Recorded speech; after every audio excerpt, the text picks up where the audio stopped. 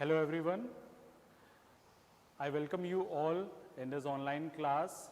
I am Abhinav Lal, Assistant Professor, Department of Chemistry in Ewing Christian College, Prayagraj.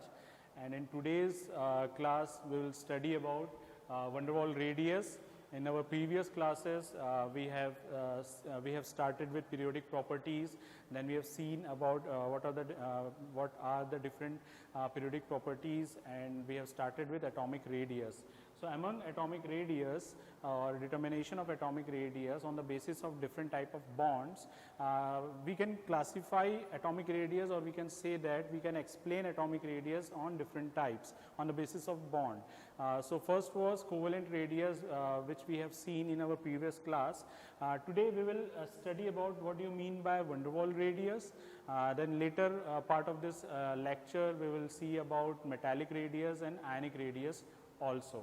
So let us start with van der Waals radius.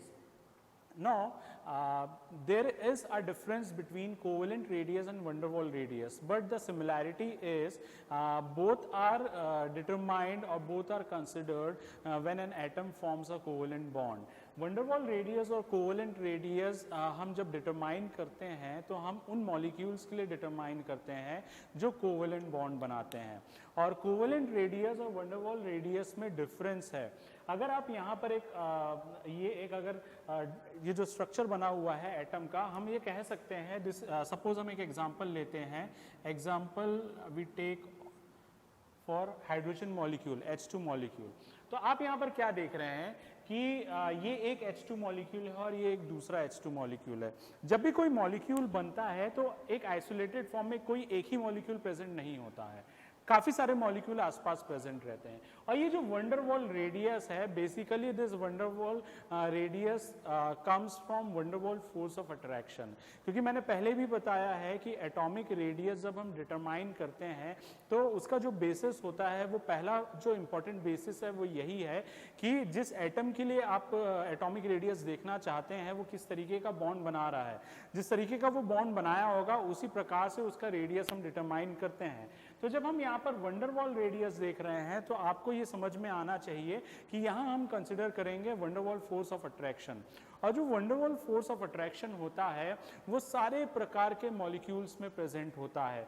जब एक molecule अपने किसी दूसरे molecule के साथ present है तो there is a weak force of attraction. That weak force of attraction is known as van der Waals force of attraction. जब आप लोगों ने बॉन्डिंग के बारे में पढ़ा होगा तो बॉन्डिंग जब हम पढ़ते हैं तो बॉन्डिंग को हम दो तरीके से क्लासिफाई करते हैं, primary bonding and secondary bonding. तो प्राइमरी बॉन्डिंग में कोवेलेंट बॉन्ड और आयनिक बॉन्ड वगैरह आते हैं, कोऑर्डिनेट बॉन्ड आता है.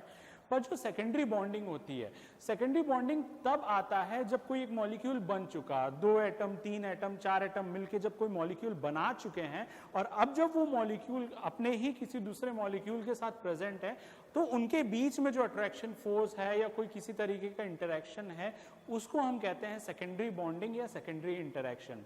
उस सेकेंडरी इंटरेक्शन पे एक टाइप ऑफ इंटरेक्शन रहता है van der Waals force of attraction, and it is a very weak force of attraction. तो जब हमको van der Waals रेडियस समझना है तो हम किसी एक मॉलिक्यूल को लेकर van der Waals रेडियस नहीं समझ सकते. इसीलिए जब मैंने यहाँ ड्रॉ किया है, मैंने 2 मॉलिक्यूल बनाया है. जब हम van der Waals रेडियस अभी समझेंगे तो साइड बाय साइड मैं आपको बताऊंगा कि कोवेलेंट रेडियस से इसका क्या डिफरेंस है. अगर आपको याद होगा जब हमने कोवेलेंट रेडियस पढ़ा था तो कोवेलेंट रेडियस के लिए हमने एक मॉलिक्यूल कंसिडर किया था. सपोज ये H2 मॉलिक्यूल है, ये एक हाइड्रोजन एटम है और ये एक दूसरा हाइड्रोजन एटम है. कोवेलेंट रेडियस क्या था? It is half of the distance between the nucleus of 2 atoms which have formed covalent bond. Covalent radius क्या था? कोवेलेंट रेडियस था डिस्टेंस बिटवीन द न्यूक्लियस जो है 2 एटम के लिए उनका हाफ. 2 एटम जो कोवेलेंट बॉन्ड बना रहे हैं उनके न्यूक्लियस के सेंटर के बीच की जो दूरी है उसका half was covalent radius. But van der Waals radius क्या होता है? van der Waals radius is, according to definition, van der Waals radius is half of the distance between the nucleus of atoms present in 2 different molecules. क्या है? अगर हम 2 different molecule ले रहे हैं और उसका एक एटम और दूसरे मॉलिक्यूल का एक एटम, इनके न्यूक्लियस के बीच के डिस्टेंस का half, this is wonder Waals radius. तो हम यहाँ पे डिनोट कर सकते हैं, ये आपका एक मॉलिक्यूल है H2 मॉलिक्यूल, ये दूसरा H2 मॉलिक्यूल, ये पहला H2 मॉलिक्यूल, ये दूसरा H2 मॉलिक्यूल।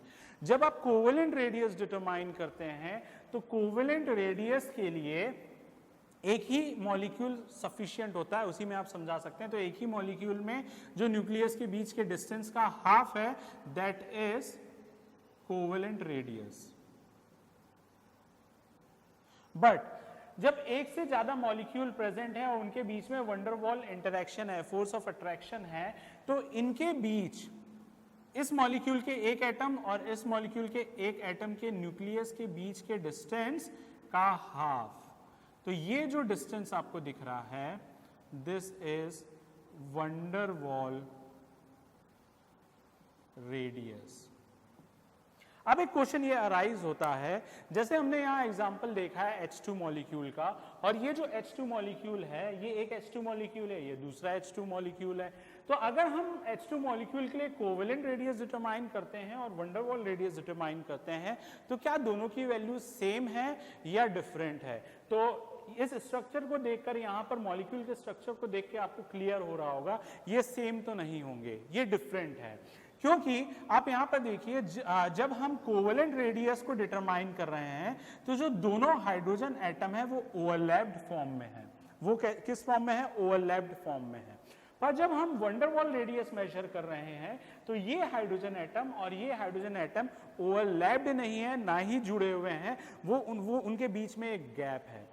तो ऑब्वियस सी बात है, अगर ऐसे एटम्स जो एक दूसरे से थोड़े दूर हैं, उनके न्यूक्लियस के बीच का डिस्टेंस ज्यादा होगा in comparison to those atoms which are overlapped with each other. तो अगर हम किसी कॉमन एटम की बात करते हैं या किसी कॉमन मॉलिक्यूल की बात करते हैं, तो अगर हम लिखें for a similar atom and it's molecule, covalent radius is always smaller than van der Waal radius।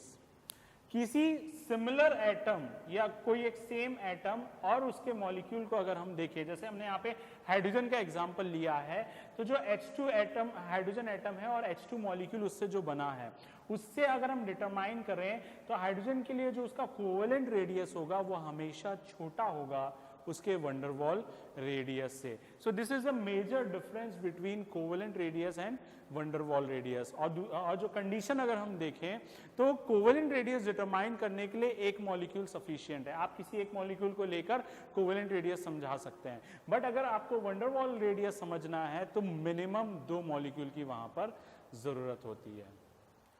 Now the next type of radius is metallic radius.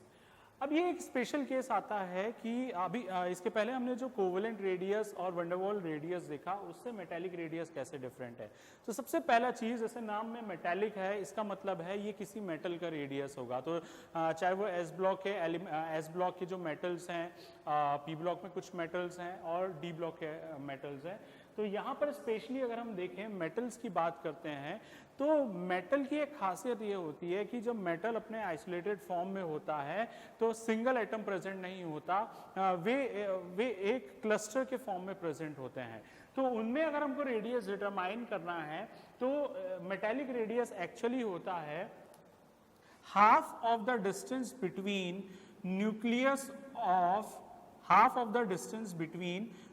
nucleus of two adjacent metallic atom। जैसे हमने covalent radii देखा था, बस वहां पे difference ये था। अगर मैं यहाँ पे H2 का प्लॉट करूं, ये किसी एक मेटल का एग्जांपल है, अगर मैं H2 के लिए प्लॉट करूं तो H2 के लिए क्या था, H2 कोवेलेंट बॉन्ड बना रहा है, कोवेलेंट मॉलिक्यूल है, तो वहां पर हम 2 एटम को ओवरलैप करवा रहे थे। ये जो पोर्शन दिख रहा है ये ओवरलैपिंग को रिप्रेजेंट करता है। पर जब मेटल क्लस्टर प्रेजेंट होता है, जब केवल मेटल अभी प्रेजेंट है, जब उसने आयनिक बॉन्ड नहीं बनाया, क्योंकि मेटल कन्वर्ट्स इनटू कैटायन और फिर वो किसी अनायन के साथ मिलके आयनिक बॉन्ड बनाता है। पर जो मेटालिक रेडियस की हम बात कर रहे हैं, ये न्यूट्रल मेटल की बात हो रही है। तो जब न्यूट्रल मेटल प्रेजेंट है तो यहाँ पर एक मेटल एटम ये है, दूसरा मेटल एटम ये है, इनके बीच में ओवरलैपिंग नहीं है। तो जब ये प्रेजेंट है तो इनके इस एटम के न्यूक्लियस और इस एटम के न्यूक्लियस के सेंटर के बीच के डिफरेंस का हाफ जो है, this is known as metallic radius. और अगर हम किसी मॉलिक्यूल की बात करें जो कोवेलेंट है, कैसे ये डिफरेंट है, क्योंकि कोवेलेंट मॉलिक्यूल में ओवरलैपिंग होती है, यहाँ पर ओवरलैपिंग नहीं होता। तो इस तरीके से हम मेटालिक रेडियस को डिटरमाइन करते हैं। So next is ionic radius. अभी तक हमने कोवेलेंट रेडियस के बारे में देखा, वंडरवॉल रेडियस के बारे में देखा और फिर मेटालिक रेडियस के बारे में देखा।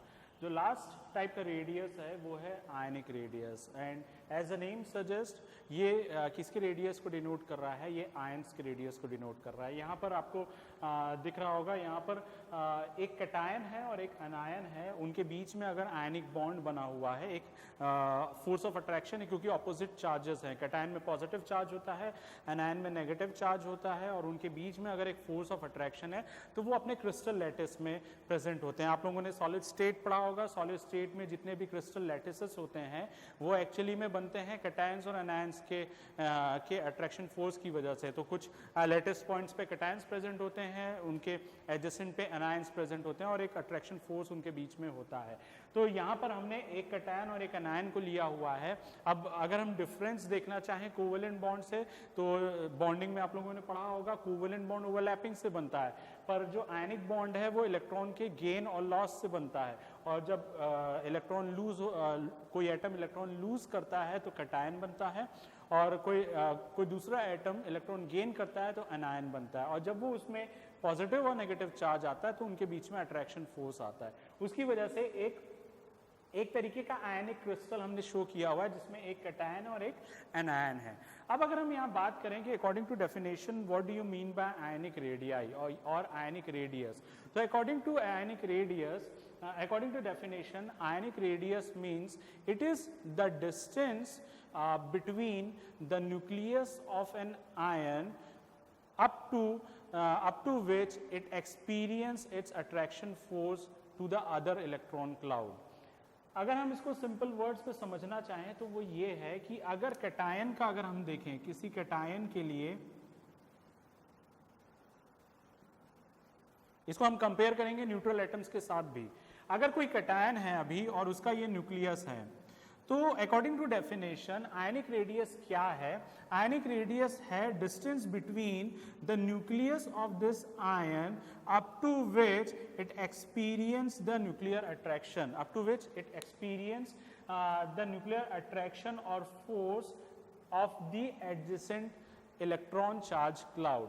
होता क्या है कि जब आयनिक बॉन्ड बनता है तो दो इलेक्ट्रॉन क्लाउड हैं वहां पर, एक आपका कैटायन का है और एक आपका एनायन का है, but due to opposite charges वो एक दूसरे को क्या करते हैं, अट्रैक्ट करते हैं। पर वो जब अट्रैक्ट करेंगे तो एक पर्टिकुलर डिस्टेंस पे आके वो रुकेंगे। क्यों? क्योंकि जो चार्ज, पॉजिटिव चार्ज न्यूक्लियस जो कैटायन में है वो नंबर ऑफ प्रोटॉन्स के ज्यादा होने की वजह से है, और जो इधर नेगेटिव चार्ज है वो इलेक्ट्रॉन की ज्यादा होने की वजह से है। पर अगर हम उन दोनों को अभी नेग्लेक्ट करें तो इनके पास एक्स्ट्रा इलेक्ट्रॉन्स प्रेजेंट है, इनके पास भी एक्स्ट्रा इलेक्ट्रॉन प्रेजेंट है, तो उनमें रिपल्शन भी होगा। तो जो दोनों का अट्रैक्शन होता है वो एक रिजल्टेंट एनर्जी पे आएगा और एक पर्टिकुलर डिस्टेंस में वो प्रेजेंट रहेंगे। इसीलिए जब हम इनको अकॉर्डिंग टू डेफिनेशन कहा जाता है तो ये कहा जाता है कि जो आयनिक रेडियस है it is actually the distance between nucleus and up to which it experiences the attraction to its adjacent ion।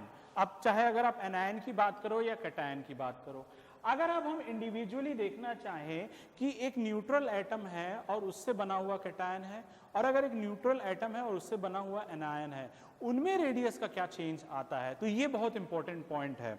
तो इसको हम यहाँ पर डिस्कस करते हैं। यहाँ पर अगर हम देखें, सपोज हम एग्जाम्पल लेते हैं सोडियम का। जब भी हम किसी आयनिक कंपाउंड की बात करते हैं या अगर हमको आयन समझना है, हम सबसे बेस्ट एग्जांपल हम लेते हैं NaCl क्रिस्टल, सोडियम क्लोराइड का। तो हम यहाँ पर पहले कैटायन के लिए लेते हैं सोडियम का एग्जांपल। अगर आप यहाँ पर सोडियम देख रहे हैं तो सोडियम जब न्यूट्रल एटम प्रेजेंट है तो उसका कॉन्फ़िगरेशन है 281, ठीक है। 11 इलेक्ट्रॉन होते हैं, electronic configuration shell level electronic configuration होगा 281। अब अगर इसको अपना ऑक्टेट कंप्लीट करना है, मैंने पिछले क्लास में भी बताया था कि अगर कोई एटम आइसोलेटेड एटम है वो ज़्यादा देर तक आइसोलेटेड फॉर्म में नहीं रहता, क्योंकि उसे अपना ऑक्टेट कंप्लीट करके कोई एक मॉलिक्यूल में कन्वर्ट वो होता है, क्योंकि उसके आउटरमोस्ट शेल पे अगर 8 इलेक्ट्रॉन नहीं है तो वो रिएक्ट करेगा, किसी भी तरीके से वो रिएक्ट करेगा। अब चाहे वो इलेक्ट्रॉन लूज करके करे या इलेक्ट्रॉन गेन करके करे या इलेक्ट्रॉन शेयर करके करे। तो यहां पर अगर हम पॉसिबिलिटी देखें सोडियम के पास, तो वो इस एक इलेक्ट्रॉन को जो उसके आउटरमोस्ट शेल पे है, अगर वो इसको लूज कर देता है तो वैलेंस शेल ये बन जाएगा। तो वैलेंस शेल अगर ये बन जाएगा तो ऑक्टेट हो गया वो, क्योंकि अब वैलेंस शेल में 8 इलेक्ट्रॉन प्रेजेंट है। एक दूसरा ऑप्शन होता, उसको भी सोच लेते हैं, क्या होता दूसरा ऑप्शन? अगर इसको अपना ऑक्टेट कंप्लीट करना होता तो इस आउटरमोस्ट शेल में 7 इलेक्ट्रॉन लेके आना होता, तो वो डिफिकल्ट कंडीशन है। आसान कंडीशन ये है कि इस एक इलेक्ट्रॉन को वो लूज कर दे, तो इसीलिए ये क्या करता है, एक इलेक्ट्रॉन को लूज कर देता है और यहां पे बन जाएगा 2-8। तो अब हम क्या करते हैं, जब भी कोई एक इलेक्ट्रॉन निकलता है तो हम क्या लगाते हैं, पॉजिटिव चार्ज लगाते हैं। अब ये पॉजिटिव चार्ज क्यों लगता है? सोडियम जो था, सोडियम का एटॉमिक नंबर 11 है, तो 11 है, इसका मतलब क्या है, इसमें 11 इलेक्ट्रॉन है एंड 11 प्रोटॉन है। ये एटॉमिक स्ट्रक्चर में आप लोगों ने पढ़ा होगा, किसी भी न्यूट्रल एटम पे जितने नंबर ऑफ इलेक्ट्रॉन्स होते हैं उतने ही नंबर ऑफ प्रोटॉन होते हैं। कई जगह पे न्यूट्रॉन्स वेरी कर जाते हैं, पर इलेक्ट्रॉन और प्रोटॉन किसी न्यूट्रल एटम पे हमेशा सेम होते हैं। तो जब अब हमने क्या किया है, इससे इस न्यूट्रल सोडियम एटम से हमने एक इलेक्ट्रॉन बाहर निकाल दिया है, तो आपका जो इलेक्ट्रॉन की संख्या थी वो अब हो गई है 10 इलेक्ट्रॉन हो गए हैं। पर आपके पास प्रोटॉन कितने हैं? अभी भी 11 प्रोटॉन है। तो जब न्यूट्रल एटम था वो न्यूट्रल क्यों था? क्योंकि अगर हम किसी एटम की बात करें तो एटम में इलेक्ट्रॉन होता है, प्रोटॉन होता है और न्यूट्रॉन होता है। ये नेगेटिवली चार्ज है, ये पॉजिटिवली चार्ज है और ये न्यूट्रल है। तो कोई भी न्यूट्रल एटम जो है वो न्यूट्रल इसलिए होता है क्योंकि उसमें सेम नंबर ऑफ इलेक्ट्रॉन और सेम नंबर ऑफ प्रोटॉन होते हैं। तो जितने नेगेटिव चार्ज है उतने पॉजिटिव चार्ज है वो एक दूसरे को कैंसल आउट कर देते हैं। वही चीज यहां भी है कि जब सोडियम था, सोडियम में 11 इलेक्ट्रॉन है और 11 प्रोटॉन है, तो 11 नेगेटिव चार्ज 11 पॉजिटिव चार्ज को कैंसल आउट कर दिया। पर जब एक इलेक्ट्रॉन निकल चुका है तो यहां पर 10 नेगेटिव चार्ज 10 पॉजिटिव को तो कैंसल आउट कर देंगे, पर एक प्रोटॉन अभी भी बचेगा जिसका पॉजिटिव चार्ज है, वही ये प्लस चार्ज हम यहां पर डिनोट करते हैं। क्लियर है? तो अब ये जो बात है यहां पर कि Na है और Na प्लस है, तो एक न्यूट्रल एटम है और एक कैटायन है, तो इनके साइज में क्या डिफरेंस होगा? तो यहां पे हमको इलेक्ट्रॉनिक कॉन्फ़िगरेशन से क्लियरली दिख रहा है कि जब न्यूट्रल एटम था तो यहां पे 3 शेल था, और जब यहां पर कैटायन बन गया तो यहां पर केवल 2 शेल हैं। तो हमने फैक्टर्स में पढ़ा था, जब कोवेलेंट रेडियस हम पढ़ रहे थे, तो पहला ही फैक्टर था नंबर ऑफ वैलेंस शेल या number of shell present in an atom. तो इसमें 3 शेल प्रेजेंट है, इसमें 2 शेल प्रेजेंट है, तो ऑब्वियस सी बात है सोडियम जो न्यूट्रल मेटल है उसका साइज रहेगा, जो उसका जो रेडियस रहेगा वो हमेशा ज्यादा रहेगा अपने कैटायन से। और ये इन जनरल है, cation will always have smaller radius than its neutral atom.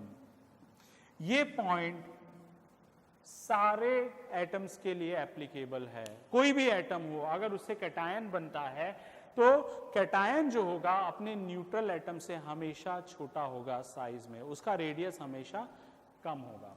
अब अगर हम यहां पर एग्जांपल देखते हैं, अगर हम यहां पर एग्जांपल देखें किसी एनायन का, तो किसी एनायन के लिए अगर हम देखना चाहें, सपोज हम एग्जांपल लेते हैं यहां पे क्लोरीन के लिए। क्लोरीन में कितने इलेक्ट्रॉन होते हैं? क्लोरीन में इलेक्ट्रॉन होता है 17, और इसका जो इलेक्ट्रॉनिक कॉन्फ़िगरेशन है वो है 287। अब अगर हम यहां पर देखें कि 287 है, तो इसमें अगर इसको अपना ऑक्टेट कंप्लीट करना है तो ऑक्टेट कैसे कंप्लीट होगा इसका? दो तरीके हैं, जैसे उसके लिए दो तरीका था, या तो वो आउटरमोस्ट शेल पे एक इलेक्ट्रॉन लेके आ जाए तो आउटरमोस्ट शेल में 8 इलेक्ट्रॉन हो जाएंगे, या तो ये सातों इलेक्ट्रॉन बाहर कर दे तब अंदर वाला 8 जो है वो वैलेंस शेल हो जाएगा। तो इसके लिए आसान क्या है, इसके लिए आसान ये है कि ये एक इलेक्ट्रॉन ऐड कर ले, क्या कर ले, एक इलेक्ट्रॉन ऐड कर ले, तो ये हो जाएगा 2 8 8 और ये बन जाएगा Cl माइनस। अब ये Cl माइनस क्यों बन रहा है, Cl माइनस इसलिए बन रहा है ये क्योंकि क्लोरीन जो था जब न्यूट्रल था तो उसके पास 17 इलेक्ट्रॉन थे और 17 प्रोटॉन थे, तो 17 नेगेटिव चार्ज 17 पॉजिटिव चार्ज को कैंसल आउट कर दे रहे थे और वहां पर क्या बन रहा था, वहां पे वो जो एटम था वो न्यूट्रल हो जा रहा था। अब यहां पर क्या हो रहा है, 17 प्रोटॉन न्यूक्लियस में तो प्रेजेंट है, बट एक इलेक्ट्रॉन आपने और ऐड कर दिया क्योंकि वहां पर वैकेंसी थी, एक और इलेक्ट्रॉन आ सकता था, तो यहां पर क्या हुआ, अब इलेक्ट्रॉन क्या हो गए, 18 हो गए। तो ये जो 17 पॉजिटिव चार्ज जो होगा प्रोटॉन का वो 17 नेगेटिव चार्ज को तो कैंसिल आउट कर लेगा, बट क्योंकि एक एक्स्ट्रा इलेक्ट्रॉन जो है उसी की वजह से वहां पर क्या है, एक नेगेटिव चार्ज आया।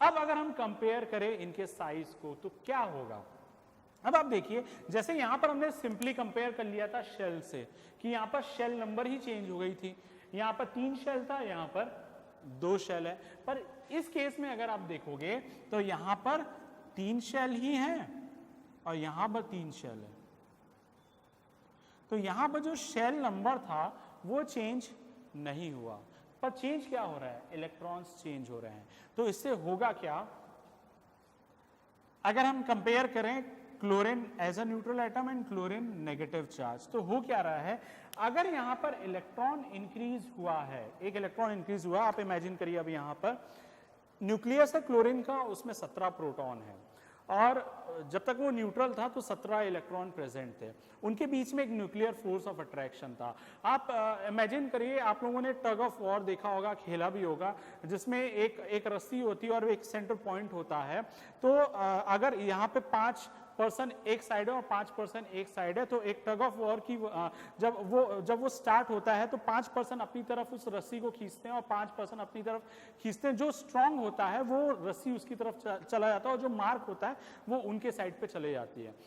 उसी तरीके से एक टग ऑफ वॉर आप कह सकते हैं कि अगर हम अभी इमेजिन करें, क्योंकि दो अपोजिट चार्जेस हैं यहाँ पर, कि प्रोटॉन 17 प्रोटॉन न्यूक्लियस पे हैं और 17 इलेक्ट्रॉन बाहर की तरफ हैं, अगर वो एक दूसरे को अट्रैक्ट कर रहे हैं, अभी एक अट्रैक्शन फोर्स है वहां पर, तो एक पर्टिकुलर साइज वहां बना हुआ है।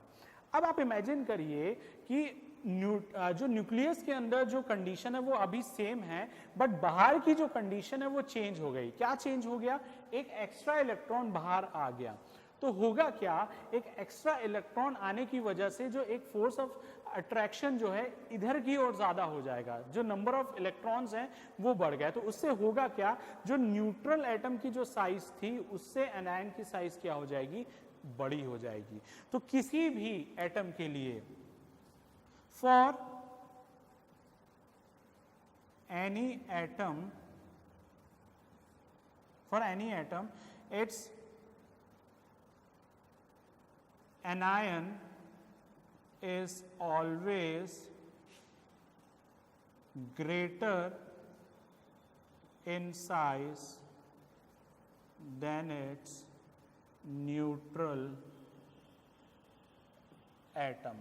तो Cl माइनस जो होगा वो साइज में बड़ा होगा किससे, Cl से। तो ये दो इंपॉर्टेंट पॉइंट है जो आपको हमेशा याद रखना है।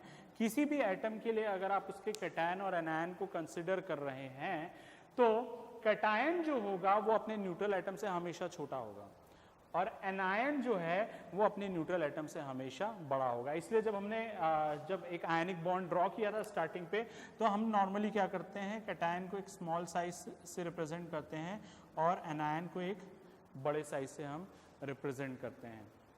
अब यहाँ पर एक बहुत इंपॉर्टेंट पॉइंट आता है कि अभी तो हमने एक एक इलेक्ट्रॉन के डिफरेंस को ही देखा कि जब एक इलेक्ट्रॉन लॉस हुआ था और यहाँ पर एक इलेक्ट्रॉन गेन हुआ था। सपोज किसी एटम पे एक से ज्यादा इलेक्ट्रॉन गेन हो जाता है और तब क्या साइज होगा, और एक से ज्यादा इलेक्ट्रॉन लॉस हो जाता है तब क्या साइज होगा। तो उस एग्जाम्पल को भी हम यहाँ पर देखते हैं। इन जनरल कोई एक मेटल लेंगे हम यहाँ पर, और कोई एक नॉन मेटल लेके देखेंगे। अगर कोई एक मेटल M है, सपोज इसने एक इलेक्ट्रॉन लॉस किया, तो यहां पर चार्ज आएगा M+1। अगर नंबर नहीं लिखा मतलब +1 है वो। अब ये फर्दर एक इलेक्ट्रॉन लॉस किया तो यहां पर आ जाएगा M2+। तो अगर हम यहां पर साइज की बात करें तो सपोज सोडियम का एग्जांपल लें तो सोडियम में Na281, Na+28, Na2+27। तो इसमें और इसमें तो हमने देखा था शेल का डिफरेंस समझ में आ रहा था कि नंबर ऑफ शेल्स क्या है, यहाँ पर नंबर ऑफ शेल्स यहाँ पर घट रहे हैं। तो ऑब्वियस सी बात है मेटल की जो साइज होगी, न्यूट्रल एटम जो होगा अपने कैटायन से हमेशा बड़ा होगा, ठीक है। पर जब हम कंपेयर करते हैं M+ को M2+ से या एज एन एग्जांपल Na+ को Na2+ से, तो क्या होगा। तो आप फिर से वही क्लोरीन वाले एग्जांपल के हिसाब से हम इसको समझते हैं। अभी इस Na+ में सेंटर में 11 प्रोटॉन है, पर अभी बाहर जो है 10 इलेक्ट्रॉन है। इस वाले केस की मैं बात कर रहा हूं। इसमें क्या है, न्यूट्रल एटम जो था सोडियम का, इसमें 11 इलेक्ट्रॉन 11 प्रोटॉन, यहां पर 10 इलेक्ट्रॉन 11 प्रोटॉन। अब यहां पर जब आप जा रहे हो तो प्रोटॉन अभी भी उतना ही है पर इलेक्ट्रॉन कम हो गया। तो जैसे जैसे न्यूक्लियस में नंबर तो सेम है, पर जैसे जैसे इलेक्ट्रॉन कम होते जाएंगे सराउंडिंग पे, तो आउटरमोस्ट शेल जो है वो श्रिंक होता जाएगा अंदर की तरफ। तो जैसे जैसे चार्ज बढ़ता जाएगा साइज घटती जाएगी। सो फॉर कैटायंस हम ये कह सकते हैं greater the charge smaller will be the ionic radii। तो ये फॉर कैटायंस ले रहे हैं, तो ये जो कंपैरिजन होगा चार्ज वाला ये सिमिलर के लिए होगा। मैंने यहाँ पे कंपेयर किया है Na, Na+, Na2+ को। यहाँ पे कंफ्यूज मत होइएगा कि अगर हमको एक दूसरा केस ले ले, जैसे मैंने Na+ ले लिया और Mg2+ ले लिया और कहीं पे मैंने क्रोमियम 4+ ले लिया सपोज, तो ये वाला पॉइंट इनमें लागू नहीं होगा। ये जो हमने पॉइंट लिखा है ये फॉर सिमिलर मेटल के लिए लिखा है कि अगर कोई किसी एक मेटल को लेके आप एक्सप्लेन कर रहे हैं तो greater the charge smaller will be the ionic radii. अगर आपको अलग अलग मेटल के कैटायंस दिए गए हैं तो वहां पर आप इस कॉन्सेप्ट से नहीं जाएंगे, वहां पर दूसरे और फैक्टर्स हमको देखने पड़ेंगे। सो हम देख रहे थे आयनिक रेडियस। अब इस आयनिक रेडियस में हमने देखा कि कैटायनिक और एनायनिक रेडियस जो होता है हम जब फाइंड आउट करते हैं तो हमने ये देखा कि किसी भी एटम के लिए अगर उसका कैटायन बन रहा है तो कैटायन की साइज अपने न्यूट्रल एटम से हमेशा छोटी होगी या कम होगी, और एनायन की साइज अपने न्यूट्रल एटम से ज़्यादा होगी। एक एग्जांपल हमने कैटायन के लिए देखा था कि कैटायन जो है अगर एक न्यूट्रल एटम कैटायन पे कन्वर्ट हो रहा था एक इलेक्ट्रॉन लॉस करने के बाद, और उसके बाद फिर से एक इलेक्ट्रॉन लॉस किया तो M2+ आएगा, तो साइज क्या होगी। तो जैसे जैसे चार्ज इंक्रीज हो रहा था तो साइज डिक्रीज होते जा रही थी। यही सेम केस हम एनायंस के लिए भी देखते हैं। ये एक ट्रेंड एनायन में भी देखते हैं, वहां पर साइज इंक्रीज होता है। तो एनायंस में क्या हो रहा है, जैसे क्लोरीन है, क्लोरीन ने अगर एक इलेक्ट्रॉन लिया तो ये Cl- बना, या हम किसी क्लोरीन का नहीं लेते क्योंकि इसमें ऑक्टेट कंप्लीट हो जाता है। अगर हमें कोई एक जनरल कोई एक एटम लेते हैं, N है, उसने अगर एक इलेक्ट्रॉन गेन किया तो N- हुआ, एक इलेक्ट्रॉन और गेन किया तो N2- हुआ। तो हम यहां पर क्या देखते हैं कि जब इन दोनों का केस हम देखें तो N की साइज N- से छोटी थी, तो एनायन में क्या होता है, क्योंकि इलेक्ट्रॉन बढ़ने की वजह से आउटरमोस्ट शेल में इलेक्ट्रॉन जब इंक्रीज होता है तो न्यूक्लियर अट्रैक्शन जो थोड़ा वीक हो जाता है और साइज इंक्रीज होती है। तो अगर एक और इलेक्ट्रॉन ऐड होगा तो चार्ज जब बढ़ रहा है तो साइज यहां पर बढ़ेगी। तो कैटायन के केस में, in case of cation, greater the positive charge, smaller will be the cationic radii। पर एनायन के केस में ये ऑपोजिट होता है। एनायन के केस में होता है greater the negative charge, larger will be the anionic radii. तो ये केस किसी इंडिविजुअल एटम की बात हो रही है। अगर मैं n को कंपेयर करूं और उसके एनायंस को कंपेयर करूं, अगर हम कोई एक m कैटायन देख रहे हैं और उसके कैटायंस को कंपेयर कर रहे हैं, तब आप सब्सिक्वेंट एडिशन और लॉस ऑफ इलेक्ट्रॉन में हम ये ट्रेंड वहां पर देख सकते हैं। अब हम नेक्स्ट देखते हैं आइसो इलेक्ट्रॉनिक स्पीशीज में क्या होता है। So first of all, what do you mean by isoelectronic species?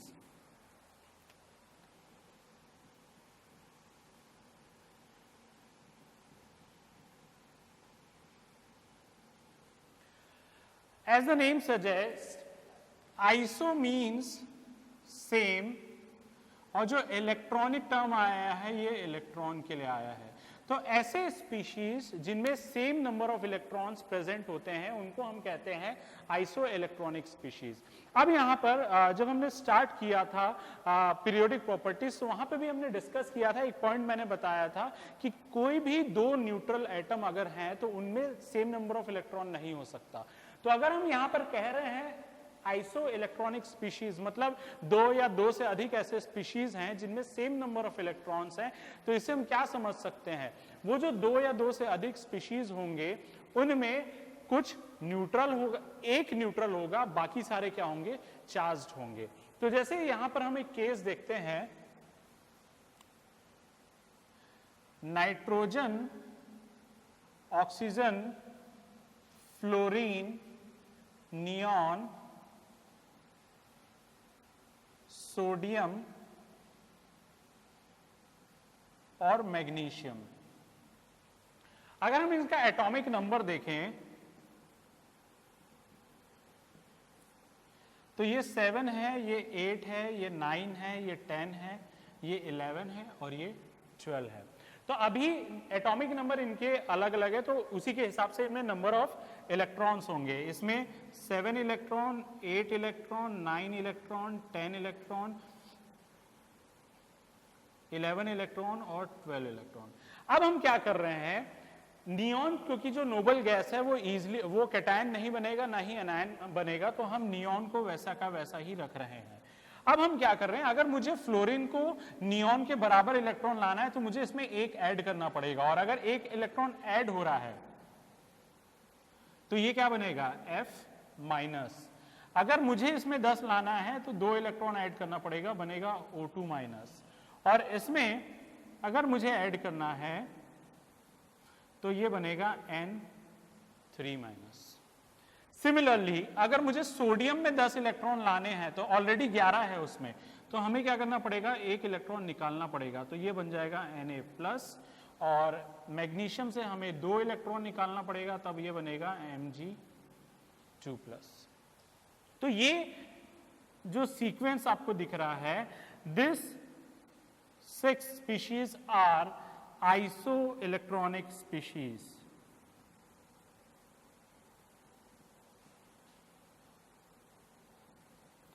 अब अगर हमें इनमें साइज देखना है आइसो इलेक्ट्रॉनिक स्पीशीज में, तो वही चीज हम देखेंगे, क्योंकि हमने क्या देखा था, जब कैटायन और एनायन बनता है, अगर हम बात करते हैं न्यूट्रल एटम, तो न्यूट्रल एटम की साइज कैटायन से अधिक होती है, पर एनायन की साइज न्यूट्रल एटम से ज्यादा होती है। तो वही चीज हम यहां देख सकते हैं। अगर हम इनमें आइसोइलेक्ट्रॉनिक स्पीशीज के साइज की बात करें तो N3 माइनस का साइज बड़ा होगा देन O2 माइनस का, देन F माइनस का, देन नियॉन का, देन Na प्लस का, देन Mg2 प्लस का। तो इस तरीके से हम आइसोइलेक्ट्रॉनिक स्पीशीज में भी कोवेलेंट एटॉमिक रेडियाई या आयनिक रेडियाई हम यहाँ पर देख सकते हैं। तो ये बात हुई आइसोइलेक्ट्रॉनिक स्पीशीज की। अब हमारे इस पहले पीरियोडिक प्रॉपर्टी जो हमने पढ़ा है एटॉमिक साइज या एटॉमिक रेडियाई, इनमें हमने 4 टाइप के रेडियस को देखा। पहला हमने देखा कोवेलेंट रेडियस, दूसरा हमने देखा वंडर वॉल रेडियस। दोनों केस में जो मॉलिक्यूल्स थे वो कोवेलेंट बॉन्ड बना रहे थे। तीसरा हमने देखा मेटालिक रेडियस। मेटालिक रेडियस में किसके बारे में हमने देखा? मेटल्स के बारे में देखा, जो मेटल क्लस्टर के फॉर्म में प्रेजेंट रहते हैं। मेटल मेटल बॉन्डिंग अगर उनमें हो रही है या मेटल के साथ आइसोलेटेड फॉर्म में प्रेजेंट है, तब वो मेटालिक रेडियस हम देखते हैं। और चौथा हमने देखा आयनिक रेडियस। अब आयनिक रेडियस में भी दोनों केस देखा, कैटायंस का और एनायंस का।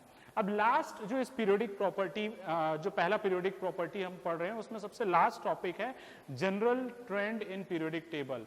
अब ये जो पर्टिकुलर आपका प्रॉपर्टी है एटॉमिक साइज, हम पीरियोडिक टेबल में इसका क्या ट्रेंड देखते हैं?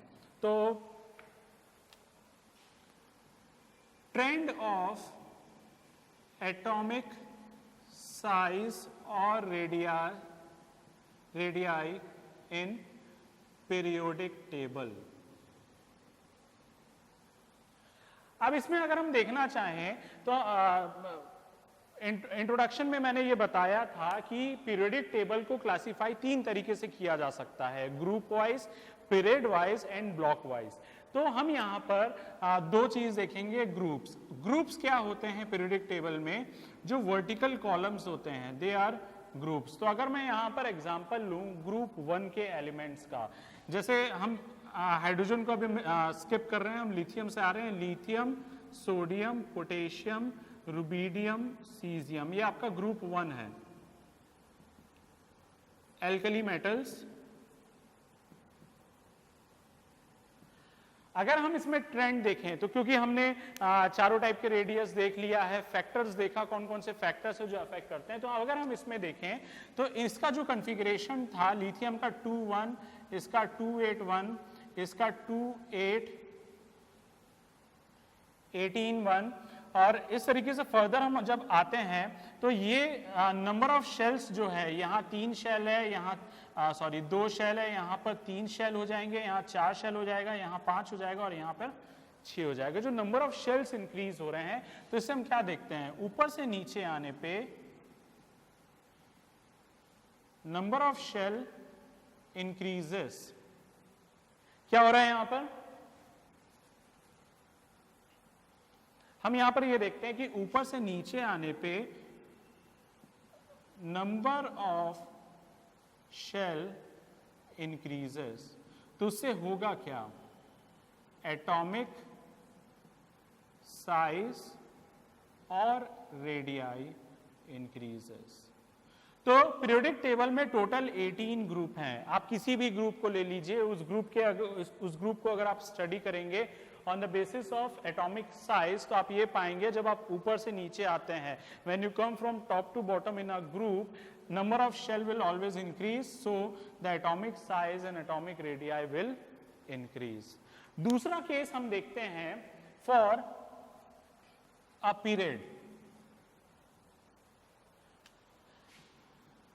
In a period में अगर हम देखें नाइट्रोजन, ऑक्सीजन, कार्बन से ले लेते हैं, कार्बन, नाइट्रोजन, ऑक्सीजन, फ्लोरीन। यहाँ पे 6, यहाँ पे कॉन्फ़िगरेशन है 2-4, 2-5, 2-6, 2-7। ये शेल लेवल कॉन्फ़िगरेशन है इसका। अगर हम यहाँ पे शेल लेवल कॉन्फ़िगरेशन देखें तो इस केस में number of shell remains same. यहां पे हो क्या रहा है? आप देखिए 2 शेल थे, यहां भी 2 शेल है, यहां भी 2 शेल है, यहां भी 2 शेल है, बट चेंज क्या हो रहा है? Number of electrons in valence shell increases. क्या हो रहा है, number of electrons in valence shell increase हो रहा है। दो ही शेल है तो वैलेंस शेल कौन सा होगा, बाद वाला होगा। तो कार्बन में 4 इलेक्ट्रॉन था, नाइट्रोजन में 5 है, ऑक्सीजन में 6 है, फ्लोरीन में 7 है। तो इससे होगा क्या, न्यूक्लियर अट्रैक्शन इंक्रीजेस। क्यों इंक्रीज होगा, क्योंकि अगर आउटर मोस्ट शेल पे इलेक्ट्रॉन इंक्रीज हो रहे हैं तो न्यूक्लियस के अंदर प्रोटॉन भी इंक्रीज हो रहा होगा। तो जो न्यूक्लियर फोर्स ऑफ अट्रैक्शन है वो स्लाइटली इंक्रीज होगा। उसकी वजह से क्या होगा, एटॉमिक साइज डिक्रीजेस। तो जब हम पीरियड में लेफ्ट टू राइट मूव करते हैं तो एटॉमिक साइज जो है डिक्रीज होता है। और ग्रुप में जब हम टॉप टू बॉटम जाते हैं तो एटॉमिक साइज इंक्रीज होता है due to increase of number of shells. So this was all about the first periodic property, that is atomic size or atomic radii. I hope आप लोगों को ये topic अच्छे से समझ में आया होगा। इन केस अगर आपको इनमें कोई डाउट है, आप इसको दोबारा पढ़िए, अपने बुक्स से कंसल्ट करिए, कुछ एग्जांपल्स देखिए, तो ये सारी चीज़ें और अच्छे से क्लियर होंगी। So thank you for watching this video. और जो नेक्स्ट प्रॉपर्टीज जो हैं, पीरियोडिक प्रॉपर्टीज हैं, वो हम अपने नेक्स्ट ऑनलाइन क्लास में पढ़ेंगे। Thank you.